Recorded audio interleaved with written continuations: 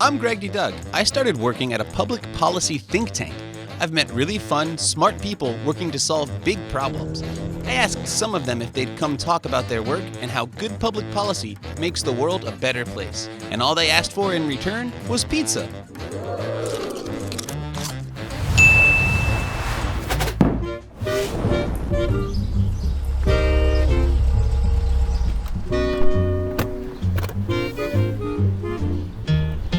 Greg. Hey, John. Good to see you again. Good to see you too. Ready to talk about some policy and Absolutely. some pizzas? Yeah, All right, pizza. come on. He's gonna do it.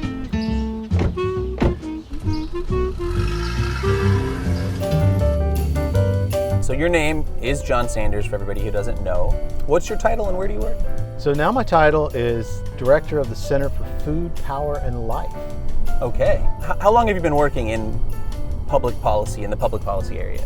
Pretty much my entire career. I had a job early on where I worked for a maintenance consulting company, and that was about as stultifying as you can imagine. And then from there on, I began work for John Locke. And by the way, do you have a favorite kind of pizza? I mean, you can give me a meat lovers. I love meat lovers and all of that. I don't particularly want a whole lot of veggies on my pizza because I prefer to keep the salad and the pizza separate. Keep your cold and keep your hot. But other than that, I mean, pizza's delicious. Pizza's life. Can you tell me a little bit about the John Locke Foundation? Yes, the John Locke Foundation is a free market-oriented state policy think tank.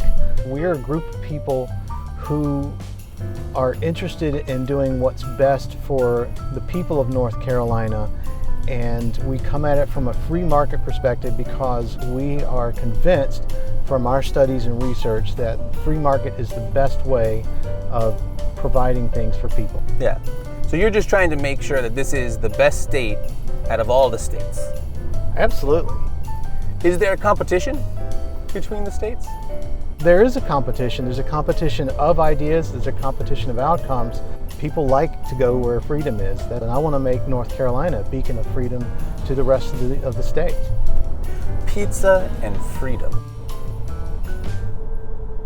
I like the sound of that. Eh?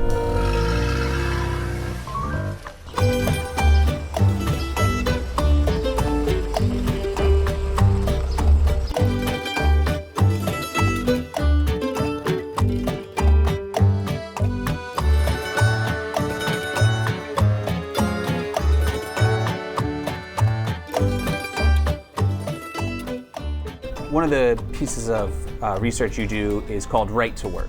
What does that mean in relationship to employment? Basically, right to work just means that you have the right to join or not to join a union. So what would you say to somebody who says, unions are really good, a lot of things that unions do, like provide health care and help people negotiate, Right. Those are all great things. What would you say to those people? Join a union.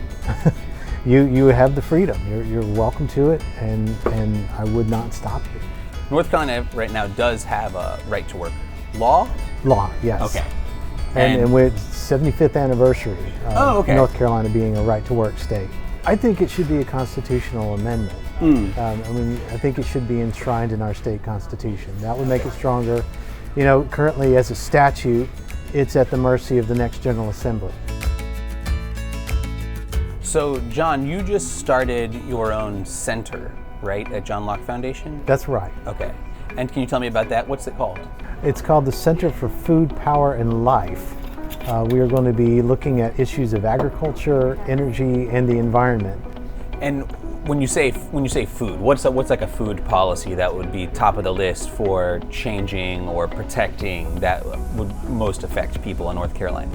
Helping farmers be able to get their produce to the market. There's a lot of regulations that impact them and make it difficult for them, and so we would like to free that up, for example. And say for energy, what's the top energy issue you think?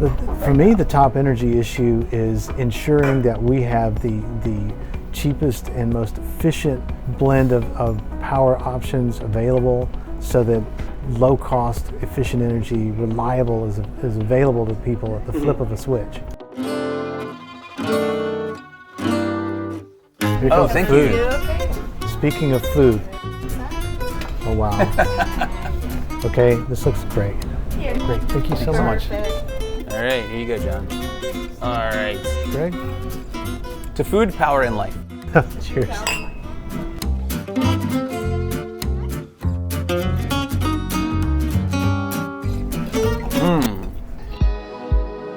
The life part of your center, that's environmental issues. Yes. If you could change one thing, make one change to the state of North Carolina to help the environment, what would that be? The governor wants to increase North Carolinians' purchase of electric vehicles, and he's doing it because he thinks it's going to help the environment. And he's doing it without really considering the ill effects to the environment of the production that goes into these cars. I mean, he wants 50% of auto sales to be electric vehicles. And considering North Carolina's a big state, so it's a big issue. The energy and environment kind of work hand in hand because some of the things that the governor wants to do, thinking that he's going to improve the environment, is to increase offshore wind. I just wrote a paper on that. But he would displace a lot of nuclear generation is what I'm concerned about. Nuclear generation is extremely efficient, is zero emissions. Right. And it's already built, so the cost to people per unit of electricity produced is extremely low. And for offshore wind, the cost to build the facilities and everything is extremely high. Right. So, and it's not near as efficient. So John, what would happen if we moved further away from nuclear power? Well, two things would happen. One, our electricity rates would go higher, and two, we would have more carbon dioxide emissions. So if you really wanted to make energy more expensive and make the environment worse, you would get rid of nuclear power. Yes. That would be a good idea.